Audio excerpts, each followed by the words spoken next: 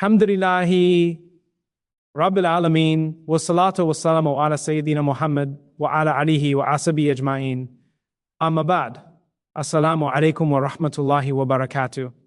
Have you ever had a night where your heart was awake, but your body just couldn't rise? When your soul wanted to speak to Allah, but your strength felt scattered across the pieces of your own life? Sometimes the heart whispers, Ya Allah, I want to be close to you, but I am tired. And in moments like these, Allah reminds you, not through pressure, not through guilt, but through mercy. Allah says in the Quran that He does not burden a soul beyond what it can bear. That means He sees your exhaustion, He sees your wounds, He sees the nights you cry more than you pray, and still, He draws you toward Him. You know, there are 2 ayat at the end of Surah Al-Baqarah that were gifted to this ummah in a way no other verses were gifted. The Prophet told us that whoever recites them at night, they will be enough to guard you, enough to comfort you, enough to remind you that even when you cannot stand in prayer, Allah does not close the door of closeness. These ayat begin by declaring who Allah is, the master of the heavens and the earth, and then they gently turn to you, to your fears, your regrets, your weaknesses. It's as if Allah is telling you, I know what you carry, I know what you hide, I know what you've lost. And then He reassures you, no soul is burdened beyond what it can take. Do you realize what that means? It means your struggle is not a sign of distance. Your pain is not a sign of failure. Your weakness is not a sign of spiritual decline. It is simply part of the story Allah is writing for you. This is what Sabr truly means. Not gritting your teeth, not pretending everything is fine, but trusting that even in your lowest moments, Allah is holding the pieces together. Tawakkul isn't just believing Allah will fix your life, it's believing He is with you while your life feels broken. These ayat end with a dua taught by Allah Himself, a plea for forgiveness, softness, and divine help. When you recite them, it's as though Allah is guiding your tongue, saying, ask me for ease, ask me for mercy, ask me to carry what you cannot. So tonight, even if you cannot rise for long prayers, let your heart rise through these words. Let these ayat become your healing, your protection, your bridge back to Allah, because sometimes the journey of the soul doesn't begin with standing, it begins with surrender. And in that surrender, you'll find Him closer than ever. Every believer goes through moments when waking for Tahajjud feels heavy, yet the longing for closeness to Allah remains. This experience is one of the most intimate realities of faith.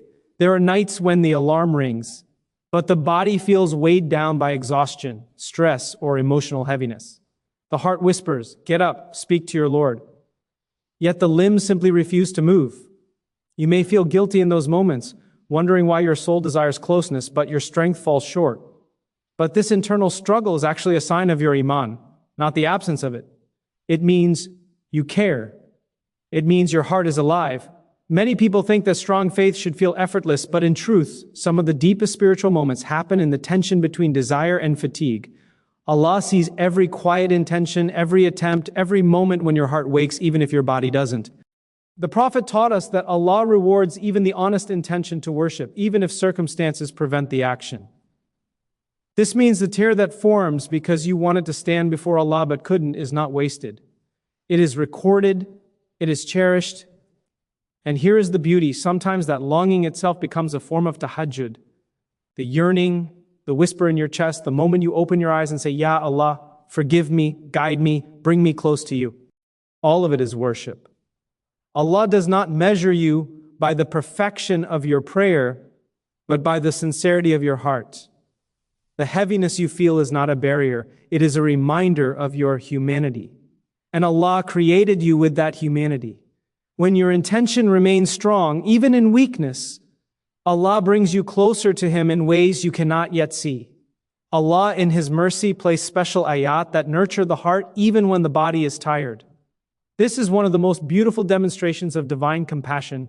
Our worship is not always consistent. Our energy fluctuates. Our hearts sometimes overflow with motivation, and at other times they struggle just to feel anything at all. Yet Allah, who knows every rise and fall of the human soul, did not leave us without support for our weaker moments. The last 2 ayat of Surah Al-Baqarah are a prime example of this divine kindness. They were gifted to this ummah from treasures beyond the heavens, not to replace acts of worship, but to strengthen the believer when exhaustion or hardship overwhelms them. These ayat speak directly to the human condition. They acknowledge our limitations, our fears, our vulnerability. They remind us that we are servants of a Lord who understands every weakness, who knows the quiet battles our hearts fight long before we speak of them. When the body is unable to rise in the stillness of the night, these words allow the soul to rise instead. They give you a moment to reconnect with Allah, even if you cannot stand in prayer. Through them, Allah allows your remembrance to continue, your faith to remain alive, and your bond with Him to stay unbroken. What makes these verses nurturing is that they do not demand from you, they soothe you, they invite you, they speak to you. Their meanings ease guilt and remove the pressure to be perfect. You recite them, and suddenly you remember that Allah never asks for more than you can give.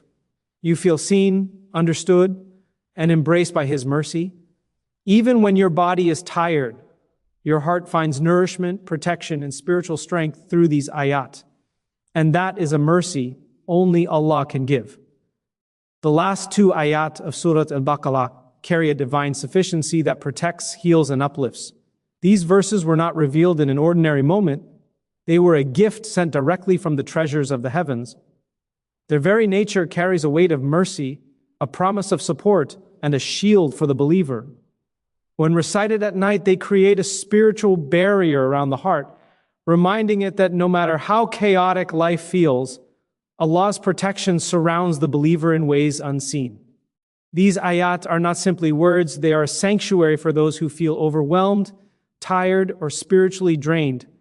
When you reflect on the meanings within them, you find layers of comfort. They begin by declaring Allah's sovereignty over everything in the heavens and the earth, grounding the heart in the truth that nothing, absolutely nothing, happens without His knowledge or His wisdom. This realization alone brings healing to the anxious mind, the heart that worries about the future, or the soul burdened by uncertainty.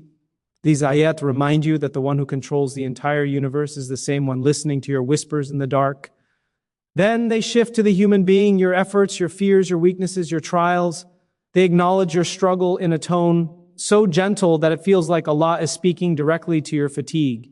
These verses tell you that your burdens are known, your limitations are seen, and Allah will never place upon you more than you can endure. In a world that often feels heavy and unforgiving, this assurance is like a breath of spiritual light. By the time you reach the closing dua, you're here. He softens. You ask Allah for forgiveness, for leniency, for strength, knowing He is the one who always responds. And in that moment, these ayat uplift you, reminding you that even on your weakest nights, Allah provides everything your soul needs to rise again. These ayat are a reminder that Allah understands human weakness and still opens doors of reward.